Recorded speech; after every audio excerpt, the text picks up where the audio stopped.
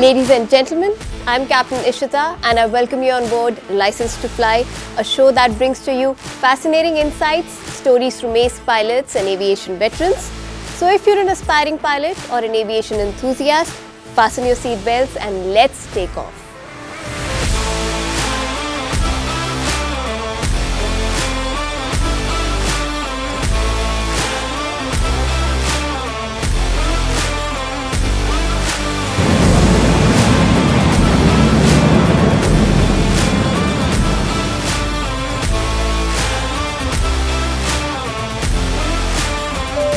So today is World Pilots Day, and what better day to kickstart License to Fly. In the first episode, The Takeoff, we'll be discussing fundamentals of being a pilot with a very special guest. Someone who stands out and is the best amongst us. Please welcome none other than Captain Mittra, our Senior Vice President of Flight Operations at IndiGo. Welcome to the show, Captain. Thank you for having me, Ishita. It's an absolute pleasure. Sir, I cannot tell you how privileged I feel sitting next to you right now.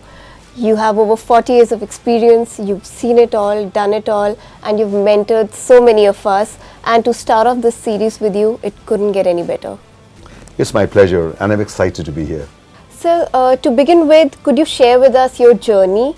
How did it all begin for you? How has it been for you? My journey in aviation spans across 4.5 decades. I started my career as an aircraft maintenance engineer, repairing aeroplanes and maintaining them.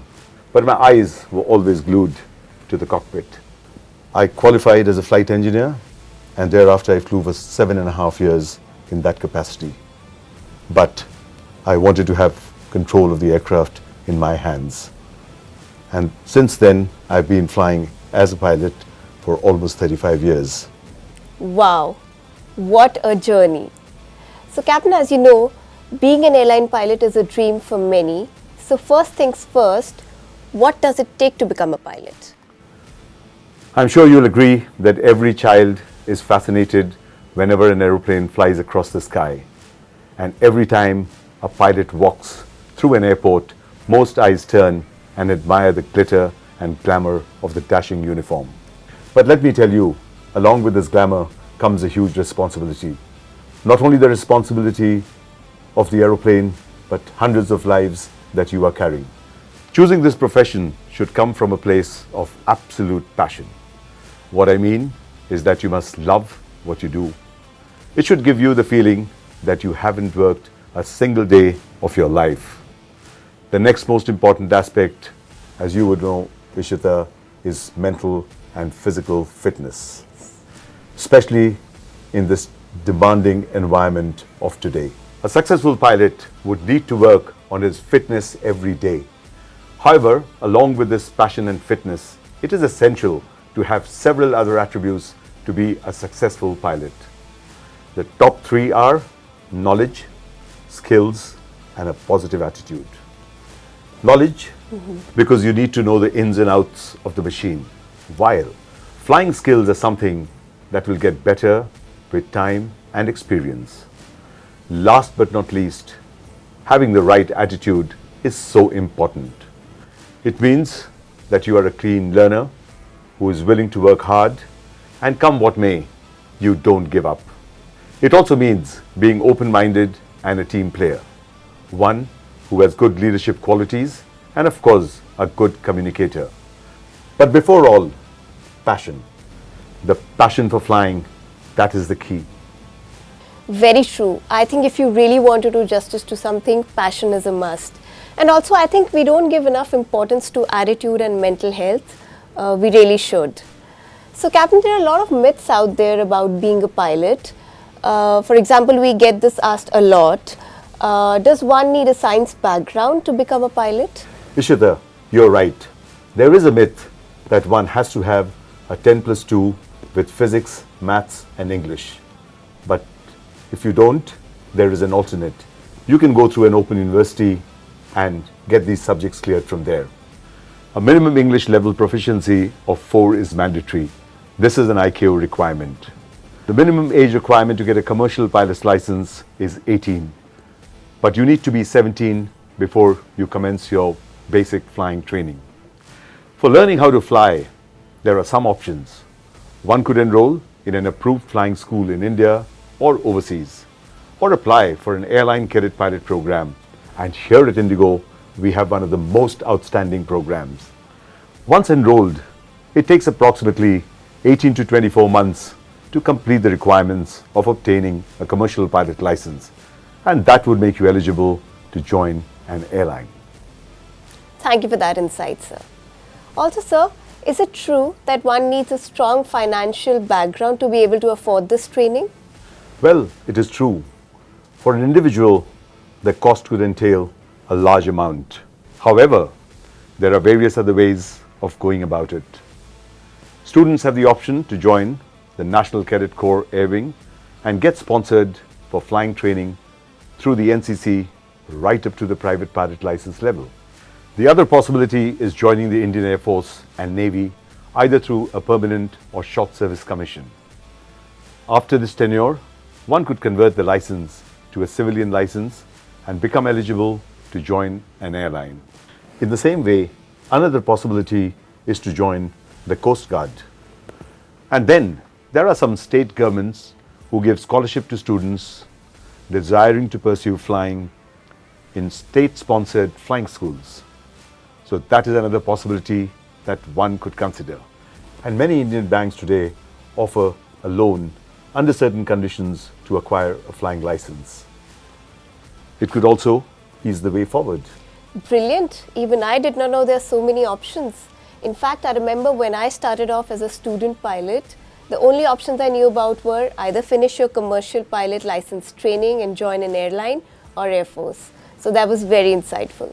Well, moving on to the next one. And what about the importance of health, Captain Ashim? Can someone who doesn't have perfect eyesight pursue this field, or can they fly with glasses on? Absolutely.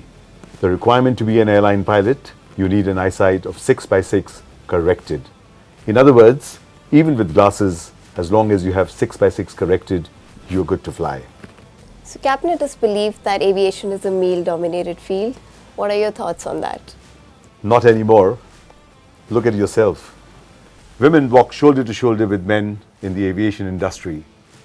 We at IndiGo have 14%, which is 643 women pilots, and it's the highest in the world. It's great to see so many female pilots like yourself, and I always encourage more and more women pilots to join. Absolutely, and it's totally worth it. In fact, I remember my first flight with all women crew was a big deal. The passengers were intrigued, they were congratulating us, whereas today it's more of a norm rather than an exception, so we have definitely come a long way. So Captain Ashim, you have so much of experience. Looking at the aviation industry as a whole, where do you think it's headed? That's a lovely question. Indian aviation sector is poised for a phenomenal and healthy growth in terms of passenger, aircraft and airports, with the number of air travelers projected to touch 40 crores by 2027. India is the third largest and fastest growing aviation market in the world. Indian Airlines have placed an order of 1,100 aircraft that are to be delivered in the coming years. This period is called the golden era of Indian aviation. Like in a pilot's career, the saying is, you need to be in the right place at the right time. So no better time than now. It's once in a lifetime opportunity to pursue this profession. Captain, you said it all. Moving on to the last bit. Myth or not, people think our life as a pilot is very glamorous. Traveling to exotic locations, the best of hotels and whatnot. What do you have to say about that? Ishita, you know it all. Life as a pilot is great, no doubt about that, but it's not all vacations. Besides that glamour, there is a lot, and I mean a lot more than what meets the eye. A pilot is responsible for flying $1 million machine carrying hundreds of lives to take off and land safely every single time. So it requires the highest degree of professionalism and discipline every single day without fail. You may have to deal with unexpected situations such as weather changes, sudden mechanical failures, or other unforeseen emergencies. So we have to train and get assessed regularly to handle these situations. And we have to work closely with air traffic controllers and other crew members to ensure the safety of our passengers and the aircraft. Of course, one of the biggest challenges is the different time zones that pilots have to manage. This takes a toll physically. There is no fixed time for sleeping or eating, and that's something that we have to manage every day on a daily basis.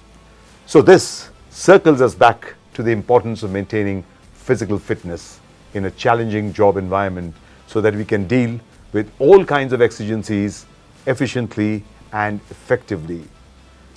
At the end of the day, a pilot has the supreme responsibility riding on his shoulders of maintaining flight safety no matter what the odds are.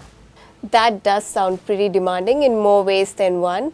Flying isn't something you can be sleepwalking through, so make sure you're in it for the right reasons. So, sir, what advice would you give to someone who's interested in being an airline pilot? My advice would be to stay focused and work hard. It's a competitive field, but if you are passionate about flying and willing to put in all the effort, it can be a very rewarding career. So if you want to pursue this fulfilling career, ensure you are in it for the right reasons. You just inspired me to keep learning and strive to do better. On that note, thank you for joining us, Captain Ashim, and sharing your knowledge and experience with us. It was a pleasure to host you and talk to you. I look forward to seeing you again and learning from you. It was my absolute pleasure being here. I wish the best of luck to all the aspiring pilots and aviation enthusiasts listening to us today. Thank you for having me here today. In the next episode of License to Fly, we'll take off on another journey with more industry insights, another guest, another topic. Till then, take care and wish you all a very happy World Pilots Day. This is Captain Ishita signing off.